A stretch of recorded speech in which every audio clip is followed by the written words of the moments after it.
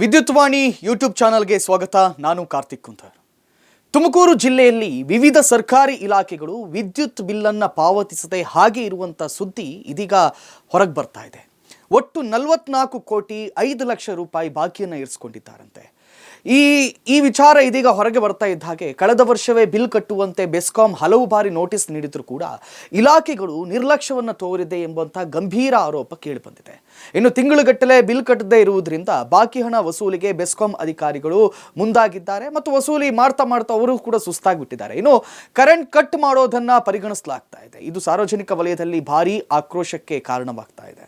ಇನ್ನು ಯಾವ ಇಲಾಖೆಗೆ ಎಷ್ಟು ಬಾಕಿ ಅಂತ ನಾವು ನೋಡೋದಾದ್ರೆ ಜಲಸಂಪನ್ಮೂಲ ಇಲಾಖೆಯಲ್ಲಿ 17.73 ಕೋಟಿ ಮತ್ತು ಸಣ್ಣ ನೀರಾವರಿ ಇಲಾಖೆಯಲ್ಲಿ 12.72 ಕೋಟಿ, ಆರೋಗ್ಯ ಮತ್ತು ಕುಟುಂಬ ಕಲ್ಯಾಣ ಇಲಾಖೆಯಲ್ಲಿ 3.63 ಕೋಟಿ, ನಗರಾಭಿವೃದ್ಧಿಯಲ್ಲಿ 2.65 ಕೋಟಿ, ಶಾಲಾ ಶಿಕ್ಷಣದಲ್ಲಿ 1.10 ಕೋಟಿ, ಕಂದಾಯ ಮತ್ತು ಮುಜರಾಯಿ ಇಲಾಖೆಯಲ್ಲಿ 1.44 ಕೋಟಿ, ಇನ್ನು ಸಮಾಜ ಕಲ್ಯಾಣ 1.09 ಕೋಟಿ, ಇತರ ಎಲ್ಲ ಇಲಾಖೆಗಳು ಸೇರಿ ಒಟ್ಟು ಬಾಕಿ 44 ಕೋಟಿ 05 ಲಕ್ಷ ರೂಪಾಯಿಗಳನ್ನು ಬಾಕಿ ಇರಿಸಿಕೊಂಡಿದ್ದಾರೆ.